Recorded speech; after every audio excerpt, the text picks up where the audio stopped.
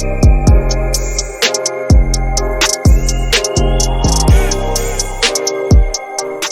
hi, welcome to my channel. My name is Chastity. Here we talk about beauty, entertainment, celebrities, books, movies, anime, TV shows, kind of anything else that garners my attention this week.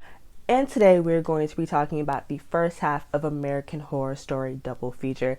I think this week is going to be a week of reviews because I'm doing American Horror Stories, I'm doing Blood and Water, I'm doing Reservation Dogs, and I'm doing 9 Perfect Strangers. So, like I mentioned in my stories video, I was not excited for this season just because Stories was so bad. It just like beat down my confidence in this season, and I feel like that is kind of what it's like being a fan of AHS, where like you have a lot of excitement and faith, then you get beat down with the truth, then you come back for the next season, and like the whole point of Stories, I felt like, was to kind of like tide us over until double feature came out, and it did a terrible job. It would be like the first half of the episodes would be good, and the last 10 to 5 minutes would be complete letdowns. So I went into this season with absolutely no expectations, and I was blown away by the first episode. I think the first episode of season 10 is probably the best first episode we've had in years. And honestly, the first 5 episodes, if episode 6, which we will get to, was on par, the first half of this could have been in my top 3 like best seasons of American Horror Story. But episode 6 happened. We are introduced to the Gardner family as they're moving to Provincetown, Massachusetts for the winter so Harry can work on his screenwriting. The home they're staying in is kind of like loaned to them because Doris, Harry's wife, won a design competition, so they were able to stay there for pretty much free. Now, like I mentioned, Harry is a screenwriter. Doris, who is about 7-8 months pregnant, is a decorator, and Alma, the daughter, is a violinist. Everyone in the family is some type of creative. Now, there's definitely something weird happening in this town. There are these weird pale creatures who attack any and everything in order to like drink its blood. You can tell that like the townspeople are kind of aware-ish, and like the chief seems to not know what's going on but is super suspicious about what's happening in the town. Provincetown is where Harry meets Austin and Belle Noire. Austin is a prolific playwright, and Belle Noire writes like romance novels.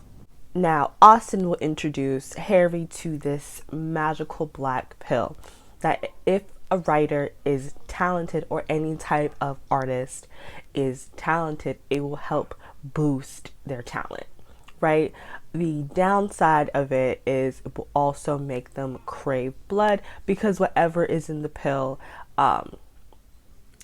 like reduces the vitamins your body makes in order to create blood, like iron and all that stuff. So with that depletion, your body craves it, and then you drink people's blood. Now, there is another side effect for people who take the pill and aren't actually talented. They become these pale creatures. They cannot deal with the reality of the fact that they themselves are not actually as talented as they once believed. It makes them go crazy and start attacking the untalented people. They do not attack those who've taken the pill and turned talented.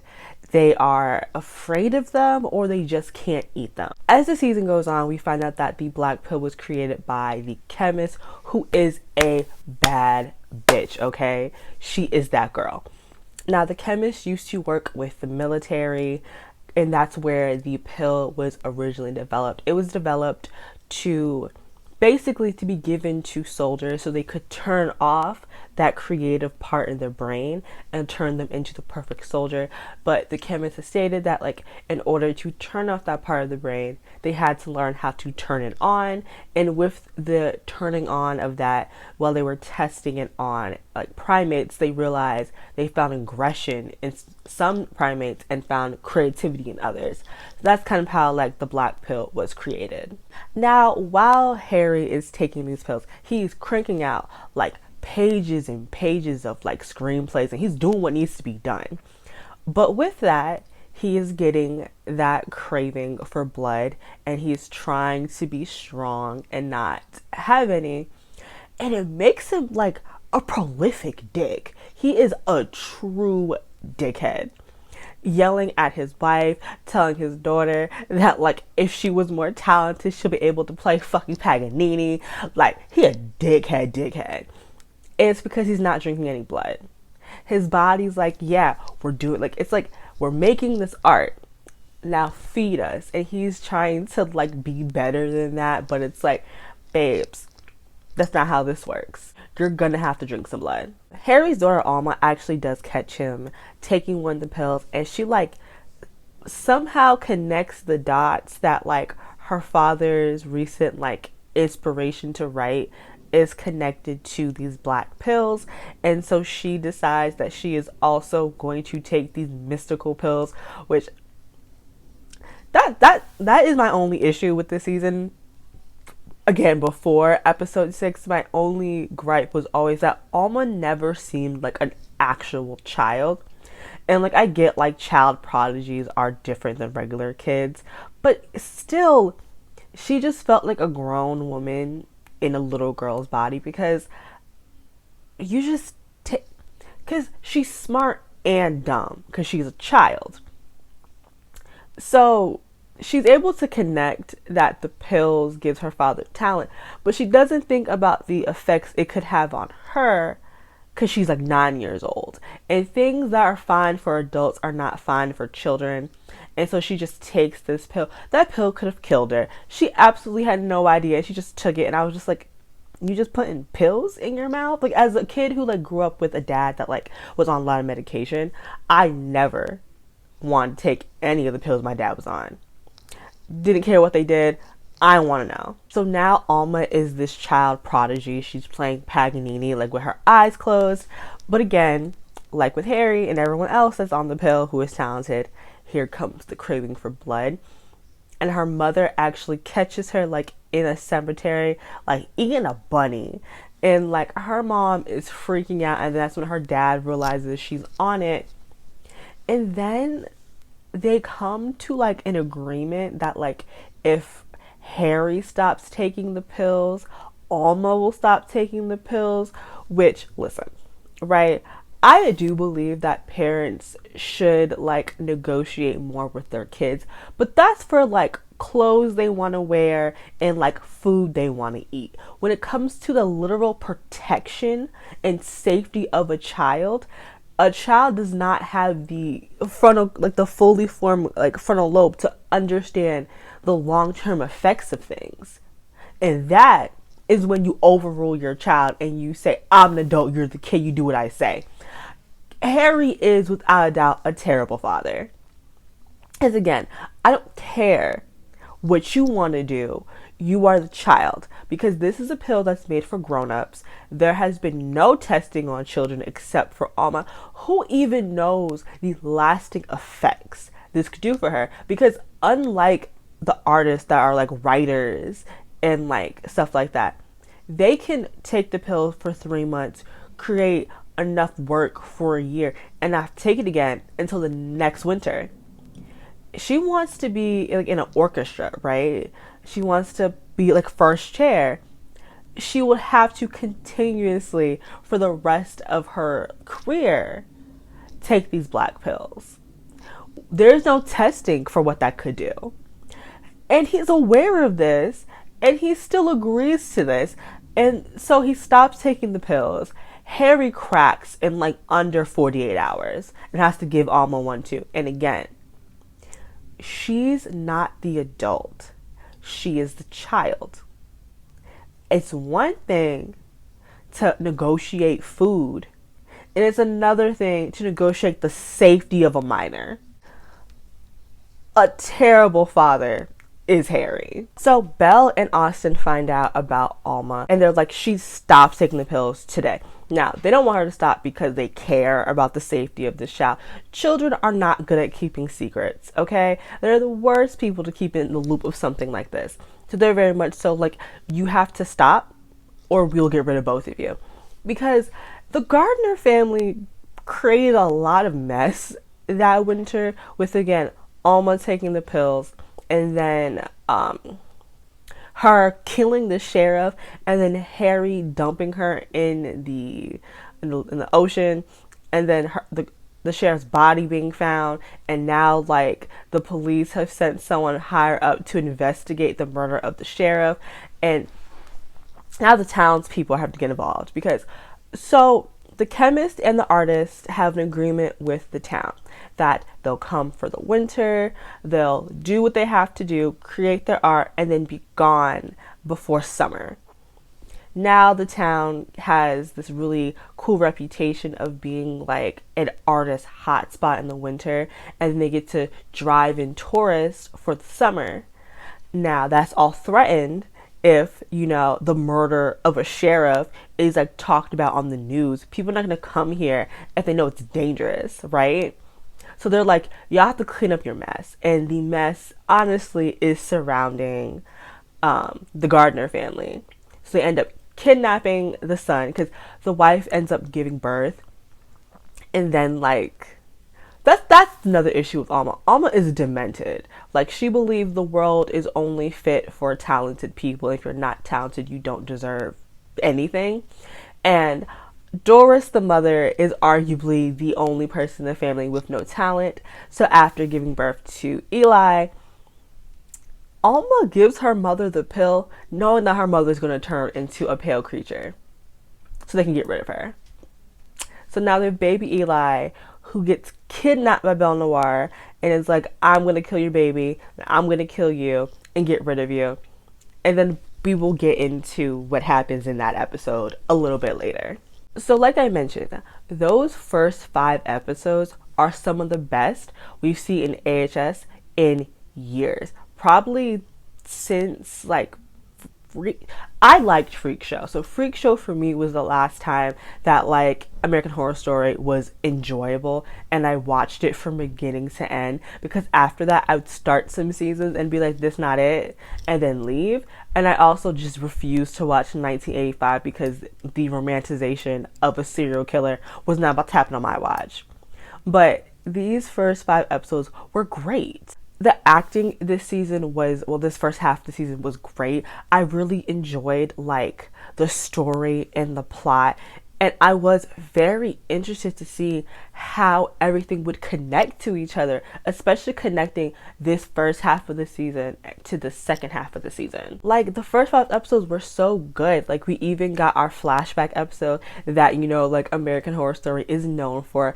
Every season there's always one fantastic flashback episode, and like this one also did not disappoint, with the chemist coming out there and her testing out this pill on people and seeing the very first pale creature and seeing, you know, Belle Noire's backstory, to see how she was once this meek and meager woman who was in this loveless marriage, and how like taking that pill allowed her to take back her life. Like, listen, it was great. Seeing Austin like in drag and doing the whole drag thing was also, it was fun. It was amazing. There was a lot of really great moments those first 5 episodes. But like always, the final episode, episode 6, had came out last week, and I knew this was not going to be good off bat once I realized the episode was only about 35 minutes long. If you watched the last episode, I think we all can agree that there was absolutely no payoff in the last episode. Like, just seeing our like season's villains just be taken out like that was, we're gonna get into it. So the episode starts off with a fisherman like fishing out a body from the ocean. That is the body of the sheriff. I don't understand why that is the place that Harry wanted to dump the body, because they're fishermen in that water. Someone was gonna find the body. And the next scene, which is incredibly too long and completely unnecessary, and if you take it out the episode moves exactly the same. The town is having a town hall meeting. They're listening to people give their complaints, and then a police officer comes to the stands. She has been sent from higher up to investigate the murder of the chief.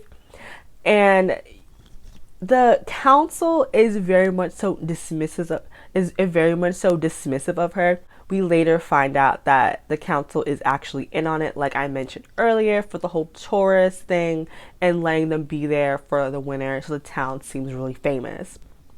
Now, the council tells them that you need to clean up your mess, or we're going to make life here for you extremely difficult.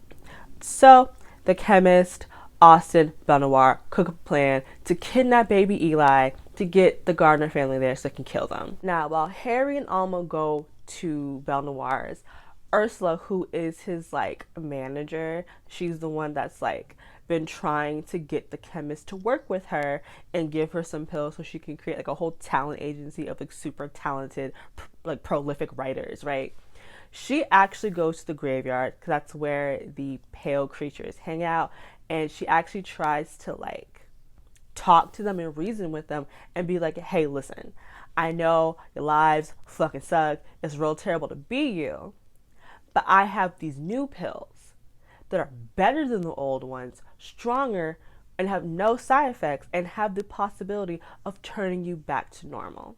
Now at Belnoir's, Harry is like trying to plead with her, and it's like, we're never going to take the pills anymore, I promise, we're off that stuff. Belnoir and Austin do not believe him, rightfully so, and they're like, we're going to kill you. Before that can happen, like a bunch of pale creatures just like burst in and attack Belnoir and Austin. We will then find out that like Ursula and the chemist have actually been working together since the end of the last episode, because the last episode we saw Alma and Ursula going to talk to the chemist, and we really never saw anything about that. It kind of happened and then we moved forward. So we find out they actually created a plan to get rid of Austin and Belnoir. Now, poor Harry, poor Harry is just like, Alma, we're done with this. We're going to take Eli and we're going to go home. We're not going to do this anymore. And Alma, being the psychopath that she is, bites her dad's throat out, kills him.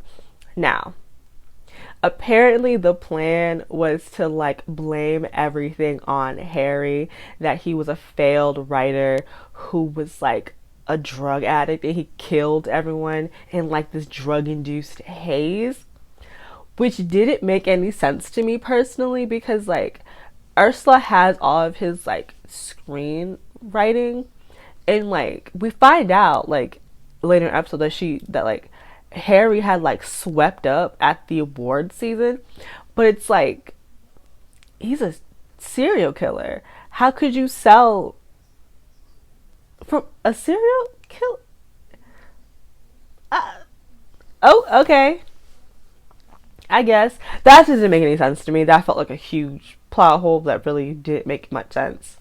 Like memoirs of serial killers, I understand why that would do good, but like just movies and TV shows created by a serial killer, that I have a hard time like any studio wanting to touch that. So in the first like 15 minutes of this episode, we have like our biggest like villains killed in the most anticlimactic way, and it's just like, they built Belnoir and Austin up so much for this to just be the way they go out, overrun by like a bunch of pale creatures like that, and then like they were killed, and then I was like, we still have more episode left, like what are we gonna do? We get a flash forward of 3 months. Ursula, Alma, baby Eli, and the chemist are all living in a very lavish home in LA. Alma is practicing, to be in orchestra. The chemist is giving the black pills to crooked cops so they can turn into pale creatures and then be killed, which it's fine, but like when we spoke to the chemist about what she wanted or any of her motivations, like it was never that. So that does feel very like out of left field. And then we got Ursula running around coffee shops giving the black pill to anybody with a laptop, and it's just like no rhyme or reason. But she has been able to like get a decent amount of like actual talented writers from doing that. But then it's like, how about all the pale people you're creating? Like I know like California is like huge, but like is no one noticing like these weird creatures, plus with the chemist giving them to police officers? But okay.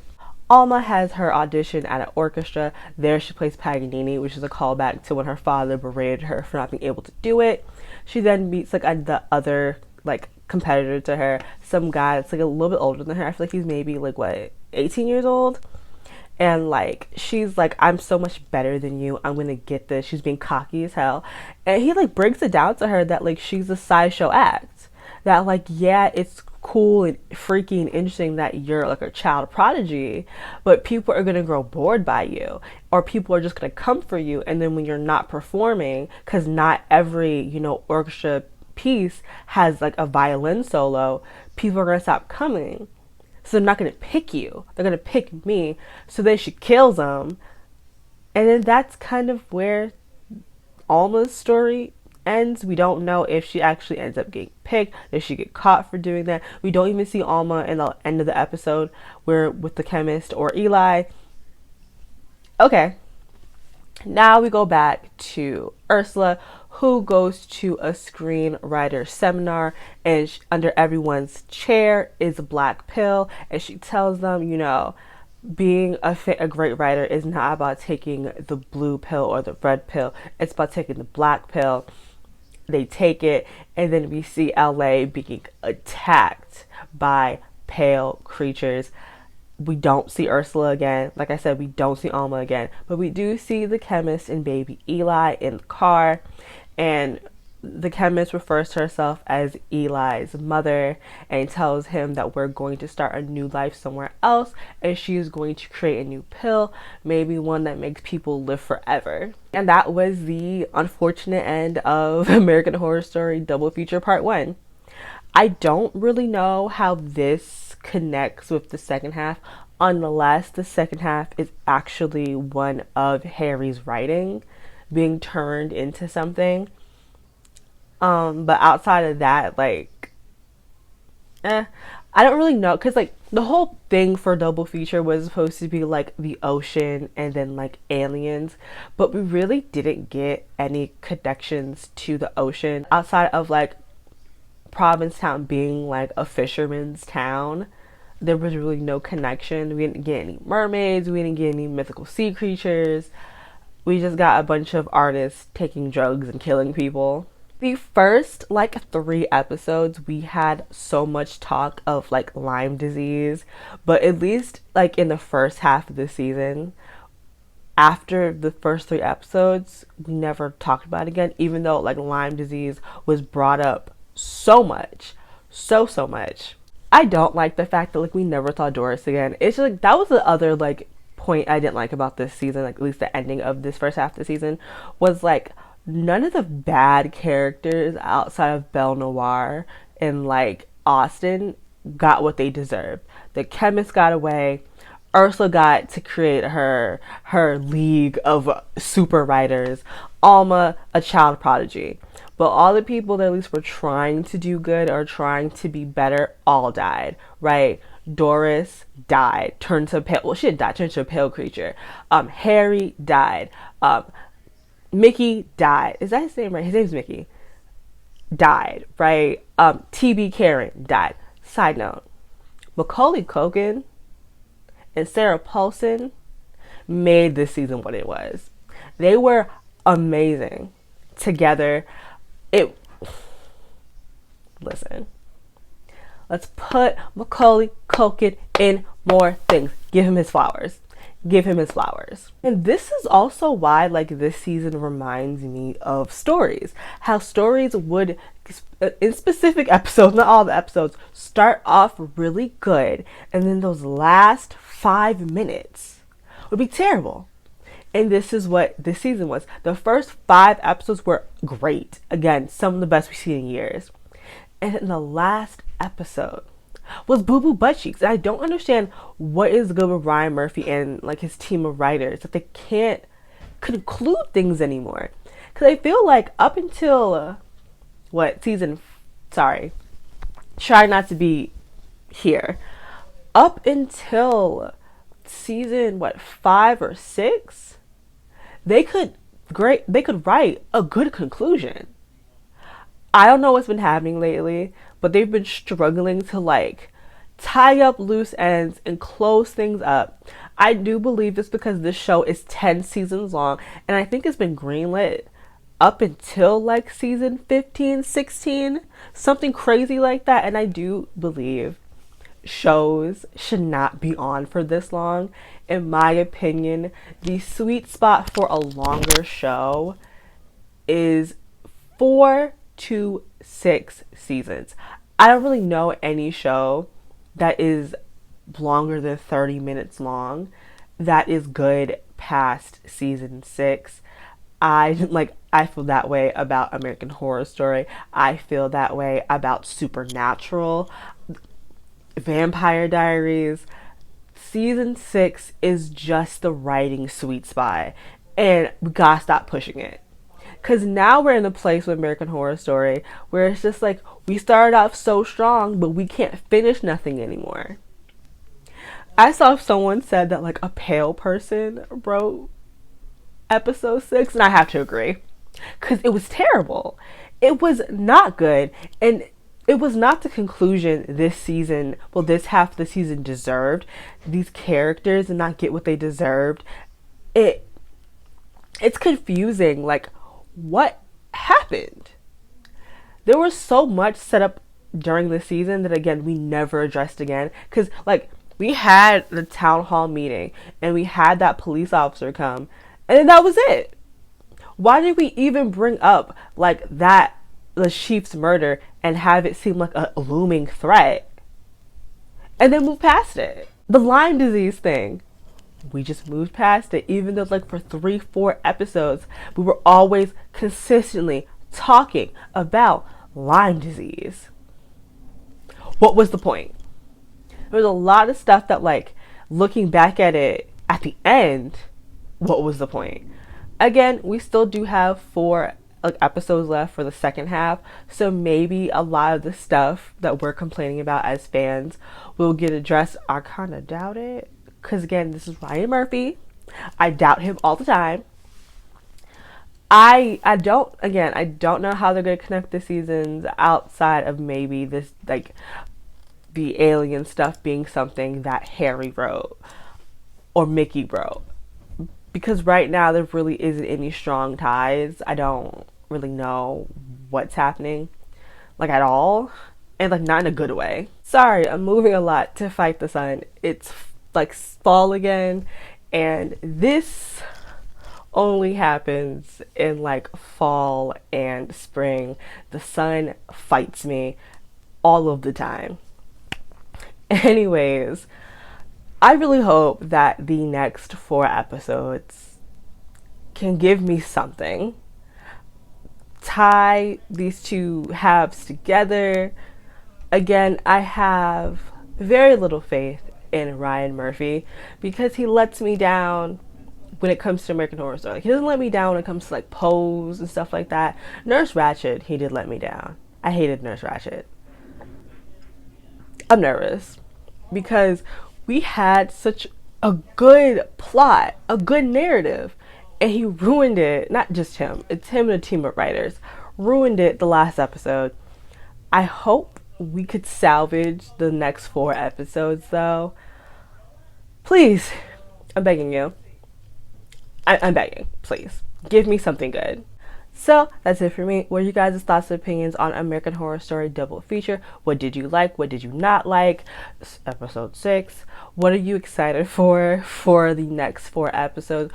What do you think all of this means in connection to the bigger story of the universe of American Horror Story?